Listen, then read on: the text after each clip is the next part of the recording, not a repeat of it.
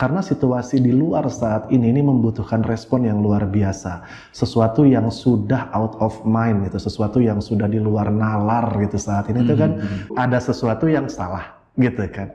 Karena harusnya itu menjadi satu energi dorongan di yang sepertiga malamnya itu adalah energi spiritual yang akan mendorong kepada aktivitas daily-nya gitu. Saya suka ini. Jadi kita lagi nggak ngajarin teman-teman semuanya untuk bernikmat-nikmat tahajud, bernikmat-nikmat sholat subuh, terus abis itu tidur panjang sampai jam 12. Yes, enggak begitu. Enggak kayak gitu ya. Oh, saya bangkrut mungkin karena saya terlalu banyak pinjaman di bank dan itu riba ya. Nah itu kadang melupakan bahwa jangan-jangan strategi bisnisnya salah. Strategi bisnis lo salah. Jangan-jangan strategi bisnis salah. Bukan cuma riba yang disalahin. Kang Mohan. Iya. Spiritual capital ini bukannya nantinya malah jadi aspirin aja. Perda rasa nyeri dan nggak solusi sesungguhnya. So, spiritual is more than aspirin. Spiritual adalah tentang bagaimana ketahanan tubuh kita imunitas, bagaimana ketahanan bisnis kita, sehingga kita pun bisa menjadi survive. Bagaimana ketahanan dalam kehidupan berkeluarga, bernegara kita. So, spiritual capital is very important. Wow. Guys, membersamai saya hari ini, Kang Mohan, seorang pebisnis ekspor-impor, dan beliau juga adalah sahabat spiritual ya yang akan bercerita kepada kita gimana sih ngadepin dunia yang sedemikian edan ini terbalik luar biasa gitu ya dengan kekuatan dari dalam. It's not only aspirin tetapi bisa jadi solusi yang paling kita butuhkan. Let's check this one out.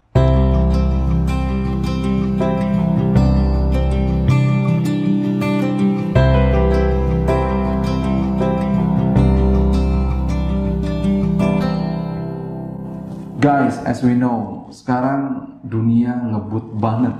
Bukan lagi cuma fuga. Bukan lagi cuma kecepatan yang di atas rata-rata. Tapi kalau untuk pebisnis, untuk orang-orang yang ngadepin perubahan langsung di lapangan, kayaknya kok ini perubahan makin absurd gitu ya. Yes. Perubahan makin nggak bisa diterka. Outbreak COVID di China shaping the world. Yes. Shape the world. Udah mau biasa dengan COVID paparan yang pertama, entah itu ada berapa gelombang, tiba-tiba di India sekarang kayak begini pula. Dan ini shaping the world. Negara-negara pada narik lagi rem tangannya dengan luar biasa. Malaysia baru aja total lockdown kembali. Dan ini ngebuat kita makin ngeliat ternyata strategi yang manusia buat, kita buat, kalau kita cuma strateginya based on apa yang terjadi di luar kita, ternyata ngebuat kita tuh makin punya gangguan emosional yang semakin lama semakin kuat. Betul. Dan sekarang kita akan sama-sama ngobrol, ngadepin hal yang seperti ini dengan high class response. Not only new normal, tapi ini udah abnormal ya, udah aneh banget gitu ya. Sudah aneh banget gitu ya, betul. Dengan spiritual capital.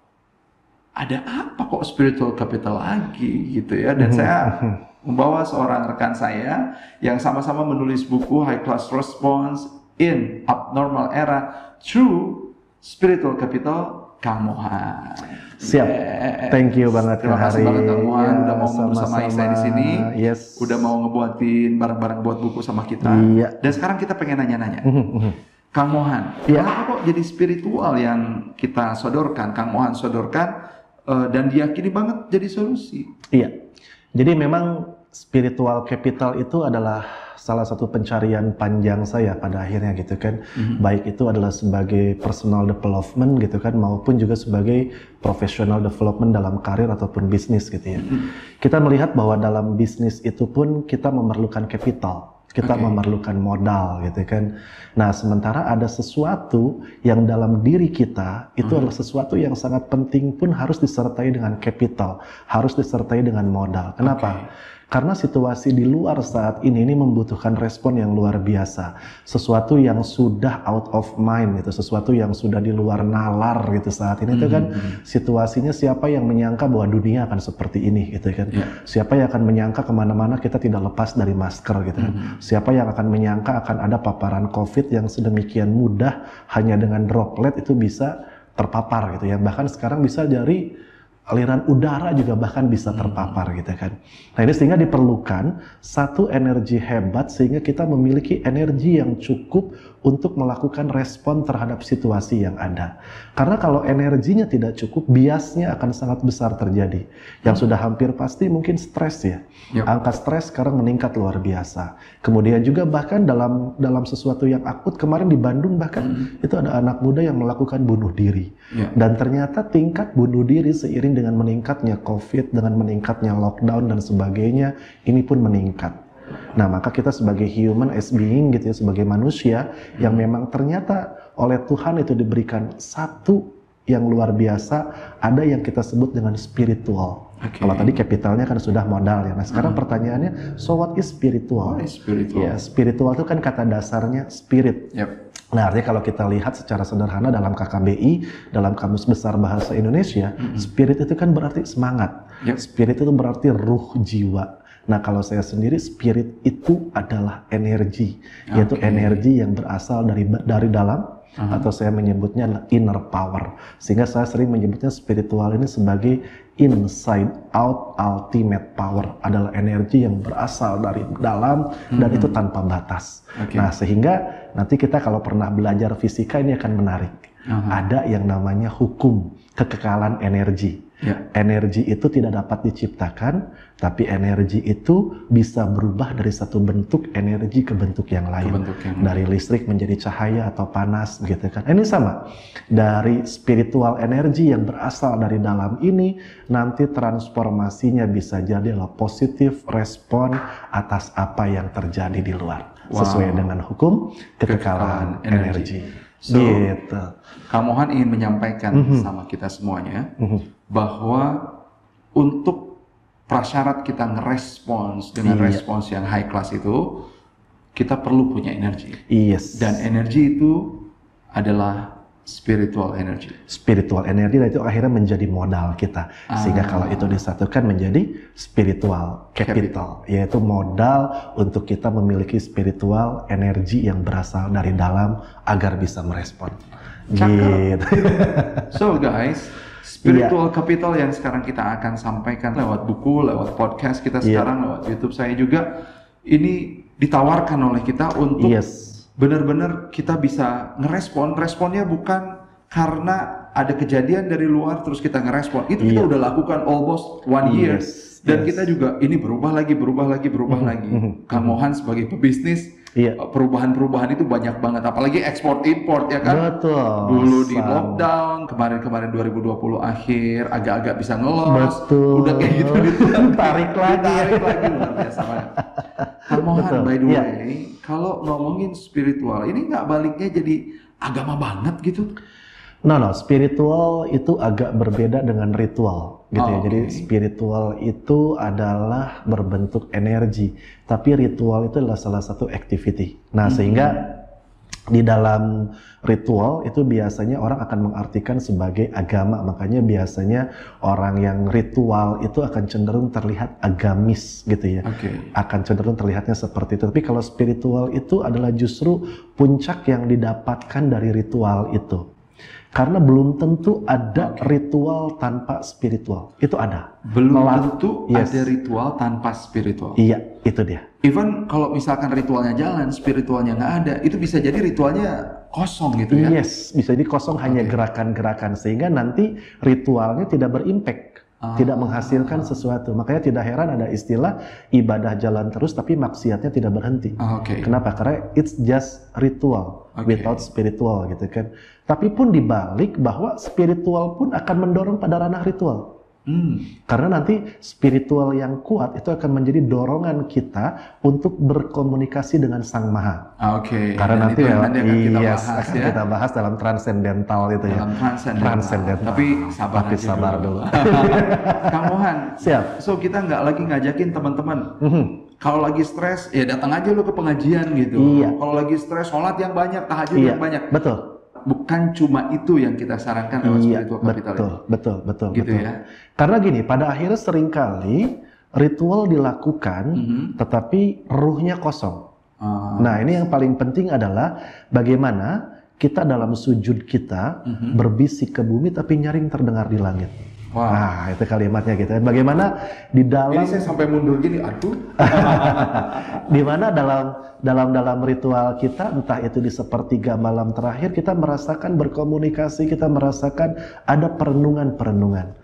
Karena kalau misalkan kita seringkali merasa semangat kita untuk ritual, tapi mohon maaf, mungkin koreksi saya kalau salah gitu ya, karena ada beberapa teman-teman yang akhirnya banyak melakukan ritual, tapi endingnya ngantuk dan lemes. Endingnya ngantuk dan lemes. Sehingga daily activity-nya lenyap. Daily activity-nya lenyap gitu kan. Padahal daily activity itu adalah capital yang nanti. Energinya bersumber dari ritualnya harusnya. Jadi kalau tahajudnya malam jalan, terus besoknya jadi tunduk, ada sesuatu yang salah gitu kan. Oke. Karena harusnya itu menjadi satu energi dorongan di yang sepertiga malamnya itu adalah energi spiritual yang akan mendorong kepada aktivitas daily-nya gitu. Saya suka ini. Jadi kita lagi nggak ngajarin teman-teman semua untuk bernikmat-nikmat tahajud, bernikmat-nikmat sholat subuh, terus abis itu tidur panjang sampai jam 12. Yes. Enggak begitu. Nggak kayak gitu, Nggak kayak gitu. Jadi karena realnya adalah sampai dikatakan dulu sahabat-sahabat Rasul itu kalau siang hari adalah singa-singa yang kelaparan. Wow, gitu ya. Siang hari itu definisinya bukan jam 12 ya. Siang hari itu definisinya adalah ba'da subuh, ba'da syuruk gitu kan, sampai dengan nanti maghrib menjelang itu siang. Dan malam harinya mereka adalah Masya Allah, pribadi-pribadi yang sangat lembut, yang merasakan kembali kata kuncinya, komunikasi transendental dengan Tuhannya. Makin banyak yang ngebuat, saya penasaran, bahkan kita bersama-sama buat buku ini, tapi banyak banget penasaran-penasaran yang kamu buat saya. Mudah-mudahan penasaran ini juga buat Anda. One closing questions. Iya.